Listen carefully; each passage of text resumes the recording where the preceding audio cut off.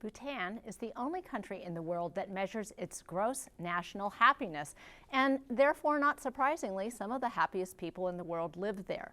Want to know how to be a part of the Happiest People in the World Club? Getting to Happiness is next on Speak Your Mind.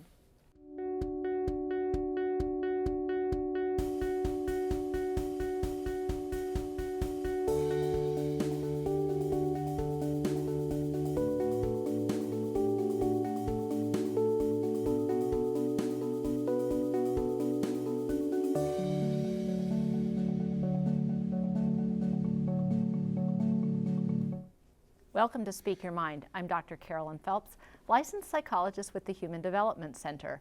Robert Holden, a psychologist who studies happiness, wrote, "Some people chase happiness, others choose happiness," which leads me to ask, are you a chaser or are you a chooser?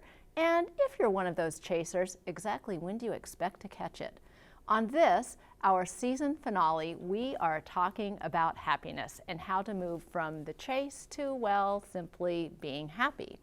You can be a part of this conversation.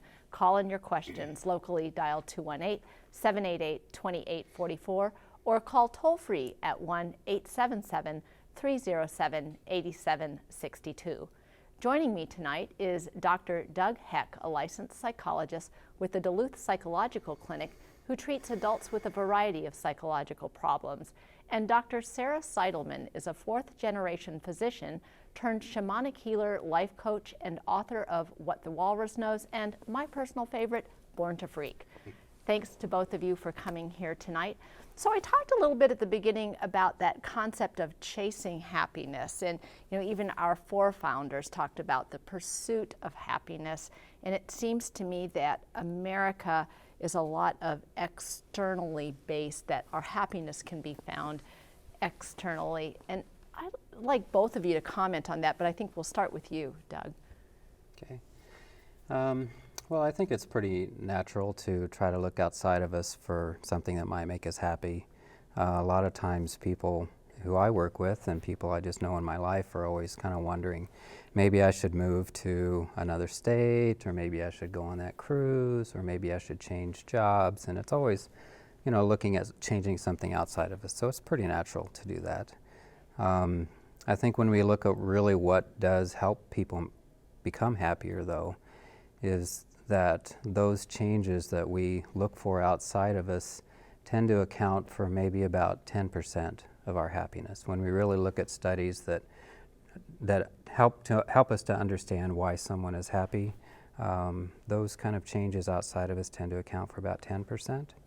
And about half of our happiness, or about 50%, tends to be a kind of our set point that we are born with, or some of our genes lead us toward. And the rest of it is about 40% is what we tend to do ourselves, what we tend to change inside of us, or things that we actively do that can help us become happier. So the pursuit for something outside of us makes a lot of sense. It just isn't the whole answer. So. What would you add to that, Well, Sarah? I was thinking of the studies that have shown, once, I don't know if they did this, one of these studies, not in Bhutan, but where they looked at communities where, and measured happiness with how much income people had. And basically, globally, what they've shown is that once people have their home, a place to live, food, and health care, those basic needs are met, that, happiness sort of levels out after a certain amount of money. So, an American dream, I think, is, more money, more everything, then the happier you get. And I think that the science has proven, the studies have shown that that is not the case. And so, and I know from my own experience, I wrote in my Born to Freak book about, we did this huge kitchen remodel and, transformed this kitchen. And I think secretly while we were doing this fancy thing, we thought, I thought, well, once we get that, then, there'll be peace of mind, then we'll have order, then, then life will be great and things will be better. But ultimately what I discovered was the kitchen turned out beautifully, but I still felt kind of a restlessness and not peaceful inside. So for me, it was a journey of finding that inner happiness that now, no matter what the outside looks like, I'm okay. A nice kitchen gives you a nice kitchen. It does. But, it is nice. Right? But a nice kitchen gives you a nice kitchen, but not necessarily an internal sense of joy or personal contentment. Yes, yeah. I think of contentment being, that's like such a great word. We keep some chickens in our backyard, and I mean, I'm watching them all the time because I think chickens know how to be happy. I mean, they spend a lot of time being very contented, sitting on their roost, sort of dust bathing, doing their thing. And animals in general just don't seem to be as busy as we are as humans, you know, stuck in our head worrying about, oh my gosh, what if I moved there? Or what if I had a different partner? Or what if I could have a better kitchen? Or, you know, a different boss? You know, then I could be happy. Maybe just sit on a roost and, you know, relax like chickens do. So I think that one of the things that animals get that we don't get easier, that we don't get, is they're not thinking about their past and they're not worried about their future. So they are the experts in the here and now. And our conscious mind doesn't always allow us to stay in the here and now. Talk a little bit about that, sort of that importance or the centrality of the here and now to this concept of contentment and happiness, or joy, maybe joy we would even call it. Yeah, I think it's been written about in so many different ways. Some people that write about it talk about it being in the flow, and some people talk about it as being in the moment or being present. And when you first start reading about it, it seems kind of simple, where you might hear somebody say, well, if you're sitting in the chair and you're talking to somebody, you really just need to be in the chair talking to somebody. But really what it's more about is being able to focus enough to be appreciative and have some gratitude and some awareness that right now is what's most important. And if you're constantly letting all of your now moments be intruded upon by worries about what's coming up next week or something that happened in your past, or constantly being bombarded by thoughts about, am I doing the right thing, am I coming across the right way, whatever those kinds of thoughts are, tend to ruin our moments. And so if you have many moments during the day and they're all ruined, you at the end of the day don't have really a lot of things from that day that you can really feel good about. And so being able to savor the moment that you're in, being able to appreciate who you're with, being able to appreciate and have some gratitude about those things sound really simple, but it is so powerful in being able to add up from day to day moments and experience of feeling good. And so that's so powerful what you just said, Doug, too, because I think a lot of people are focused on that distant moment, that I want to be Miss America, I want to win the Olympic gold medal. And some of those things are, some of those goals we have, those ideas and notions of success, and success will make me happy, are really not even ours to decide. If you have the flu on your Olympic gold medal day, you're probably not getting the Olympic gold medal. So talk a little bit about that, kind of how that future orientation just draws away from being able to be in the here and now. Yeah, and I think, well, if we don't enjoy each moment on the road to the Olympic gold medal, then, you know, that day may or not, you know, that's just one day. And if we spend the whole time getting there, you know, in a state of frustration, or not being, as Doug was saying, really savoring each moment, I think then we may be set up to fail, you know, or not to be disappointed in what the end result is. And talking about gratitude, I mean, I know when I get trapped up in that sort of thinking about something I've said in the past and going, oh no, or worrying about the future, sometimes I'm able to sort of stop myself and go, wait a minute, and I'll do a little moment of just gratitude, just thinking of 3 things that I'm appreciating, you know, in the moment. And I call it gratitude attacks, because it's just kind of a fun, you know, thing to do. And a friend of mine used to work in an office, and we'd ring a bell and we'd say gratitude attack, and we would just quick name 3 things. You know, it could be the coffee you've got in your hand, you know, the fact that on a bad day it might be I'm breathing, I'm alive, you know, or, you know, it wasn't that cold today, although we couldn't say that today. But just that little thing, that little tiny practice just can shift everything, and kind of get you into the moment. So I like to think about it in a metaphor, and this metaphor is maybe overused, but I think for me, when I think about, and I talk to people about why maybe they're unhappy and how to go about changing that, the metaphor is one of a beautiful, maybe an older rock garden, that you look at it and you just feel so peaceful, and you're looking at all the colors and the different things that are growing together, And a lot of times people will see that and say, I'd love to have something like that. And they go home and they dig up their yard and they go out and they buy the best bulbs and they think about all the colors that are going to come out together, and it all comes up and it doesn't look nearly like what they had seen. And one of the differences is, of course, time, but one of the differences also is what's underneath the garden and what's underneath that's allowing these things to grow. And I think what's under the surface in that metaphor is what's in the soil that's allowing this garden to look really good. And I think as human beings, too, we need to be looking at what's under the surface, because we can go about looking outside of us for all the different kinds of things that we think might make us happy, but none of that is going to settle in and allow us to become better people if we have things under the surface or in our own soil that are causing those things to not be appreciated or not be built into our sense of happiness. Following the soil metaphor, how do we cultivate happiness? Sarah, you mentioned the idea of gratitude and having the gratitude attack, which frankly I love, and now I will steal from you, but I will give you credit in the process in the process of stealing from you. But you know, I think to some people that sounds hokey, and how if I'm in a really bad spot, how does something that simple as just saying, okay, now what am I grateful for? I'm just going to name these 3 things, and then that's supposed to turn around my whole life. How does that really work?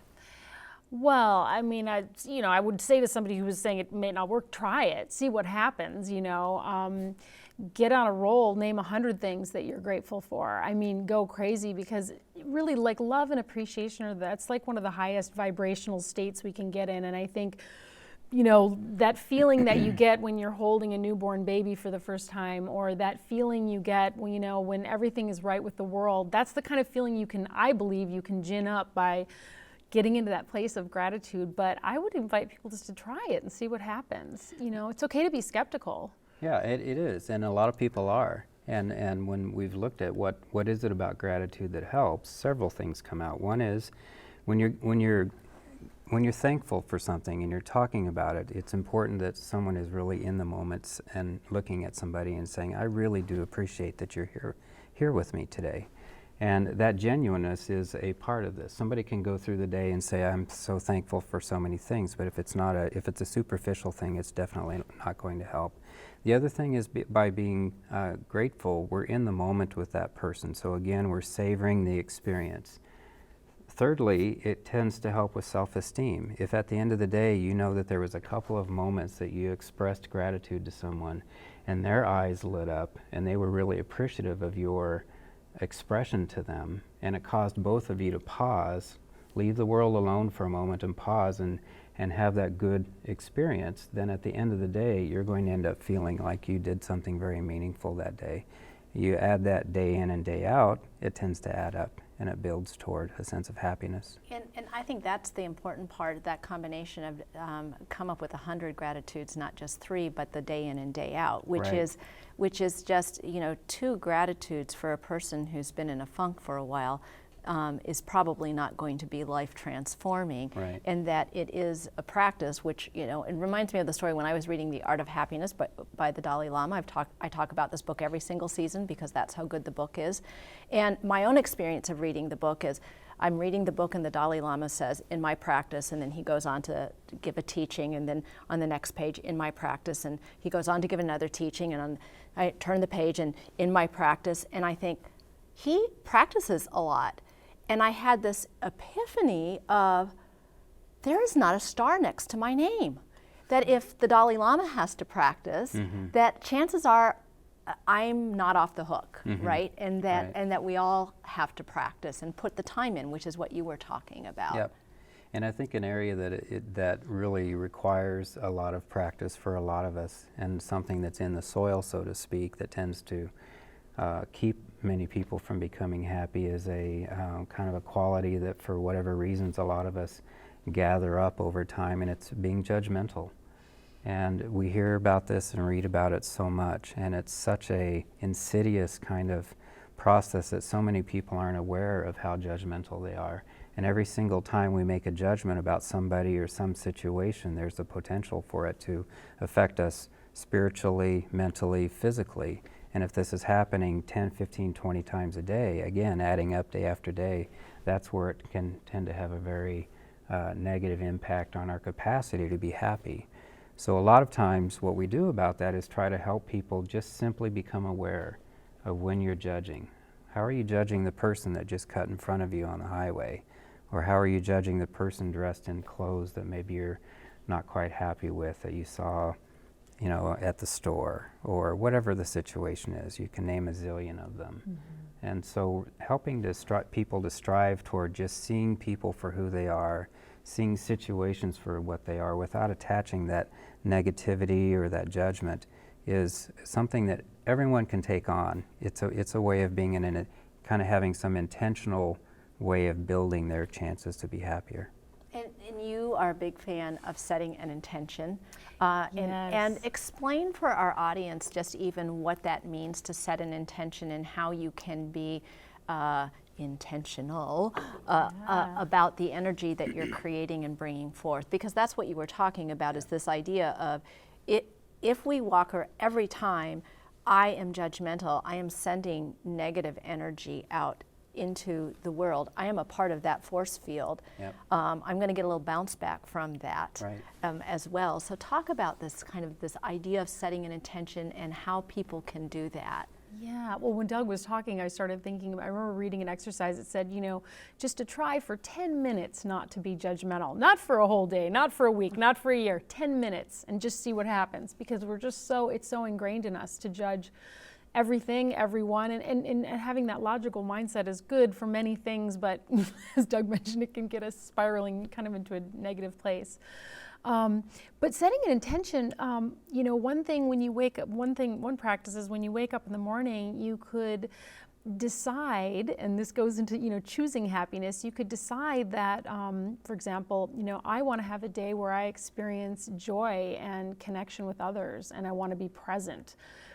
And just by, you know, maybe you write that in a journal page, or you write it on the fridge or something, or you write it a note in your iPhone or whatever, just to make that decision, and then watch and see what happens. Because really, it's my belief that, you know, if we set an intention, we decide how things are going to go. We don't necessarily have control of the outcome, because there's a lot of other moving pieces to the universe, but we've decided that's how it's going to be. And often things can be crazily good if you do that. So that, again, I wouldn't ask people to believe it, but to play with it and try it.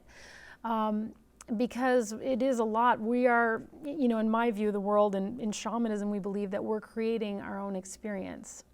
And so we get to choose what we're going to experience, whether that's going to be love and connection and peace and harmony, or it's going to be chaos and difficulty, no matter what the external circumstances are. I think that's not too far from our world either. Right. Quite frankly, yeah. that notion that that we can choose how we experience our circumstance. Right. One of my favorite sayings is that life is 90%, 10% experience, 90% what we do with our experience. Then, I love this idea of setting the intention, because when you can watch yourself get kind of sucked back into the negativity, and stop yourself and say, whoa, how does what I'm about to say or what I'm thinking right now match what my stated intention of the day was? Mm-hmm. And that kind of can put up that mental stop sign that gives you an opportunity to do a different thing than maybe what you would have done without having set that intention. Yep. Yeah. Yep. The key to that is awareness, because what you just talked about is increasing your awareness of how you come across, what you say, what you think of people, where some of your own negativity may come out. And I think if people are really looking to take some steps toward being happier, the very first step I talk about is just becoming more aware of how you're coming across, what you're thinking. And just that awareness, so many people can take off from that and have some intentional ways of changing that, and can make some nice changes in their life. So without the awareness, it's harder to do. Let's talk about the role of suffering in happiness. I know the Buddhists think that the perspective is that from suffering comes, suffering leads to compassion, is the gateway to compassion. That's my paraphrase of that. And in compassion towards others, we find contentment. And so, Sarah, what would you add to that? Yeah, or comment I on? think well, one of the things that's helped me to deal with suffering is to kind of get curious about what's happening. So if something's happening that I've decided feels like suffering for me or difficult or really upsetting, sometimes I just start to ask the question, you know, if this is a benevolent universe, and I believe it is, and you don't even need to believe it is, just if this is a benevolent universe, why is this happening to me? What's going on? Because then I can at least be open to the possibility of getting some kind of a teaching from the experience, you know? Is there something going on that I can shift? What's happening? And I know in yoga, when I was in India a couple years ago, a lot of the people that I was traveling with were yoginis, and they were saying, you know, when somebody would get sick and they were feeling horrible, everybody's like, oh, they're sweeping out karma. And I thought, well, that's an interesting way of looking. Their way of looking at it is that by, you know, enduring through the illness or whatever the difficulty it is, they're righting their own actions. They're sort of righting their own wrongs, if that makes sense, sort of restoring the balance in their own life. So that's another little way to look at it. But I think just getting curious, what's going on and how, you know, how am I reacting? Because I think we can't control the circumstances and the things that happen to us, but we can control our own reaction, our response to it. And so that's... And I think we can also have some effect on explaining the suffering that has happened to us. You know, if we're explaining it in a way that is harmful to ourselves, like I had this stroke because maybe I ate too many steaks and I shouldn't have eaten all those steaks over my life, and so I'm blaming myself extensively for this, when maybe the stroke happened for very different reasons. Or I work with a lot of people who have very abrupt and severe changes in their health, and so a lot of times they're striving to find the meaning in that. If they're striving to find the meaning in ways that are punitive or harmful themselves, then they're just adding to their difficulties. And so eventually what we find, and there's been a number of nice studies looking at people with chronic illness and changes as well, is that people do go through a period of time in which they search for meaning. And that meaning is so important. I can't place that there, no one else can. They have to find that. Once they find what their suffering means to them personally, and finding a way to interpret that in a way that's good for them, then a lot of times people can grow from their suffering. And they can actually, we call it post-traumatic growth, and people can learn from it and even become even stronger or better people in some ways as a result of going through their suffering. So I do agree with the saying that without suffering you wouldn't really know to some extent what happiness is about. I had heard this woman speak on NPR telling her story about, she was a dancer who had contracted ALS, and she said this was the only time in my life where my last lesson and my last gift that I would receive was allowing people to help me. And she had never been able to do that in her life before. And I think, so she said that and talked about the ALS as having been such a great gift, for her, which is just a remarkable. I think that sort of encompasses everything that we're talking about here. And speaking of ALS, Stephen Hawking has a very severe condition of ALS, and when he was asked one time about how happy he is, his quote was, "Who could have asked for more?" And so talk about adapting to suffering and adapting to a condition that many people would view as, how could I possibly be happy with that? People do. People find ways. And I think on that note, we're going to have to end, because we're at the end of this program for today, and we're at the end of the season. Can you believe that? So what's the take-home message here? You heard a lot about practice, that if we want to cultivate happiness, that we're going to have to practice that on a minute-to-minute basis and on a day-to-day basis. So it turns out that getting to happiness is kind of like getting to Carnegie Hall. Practice, practice, practice.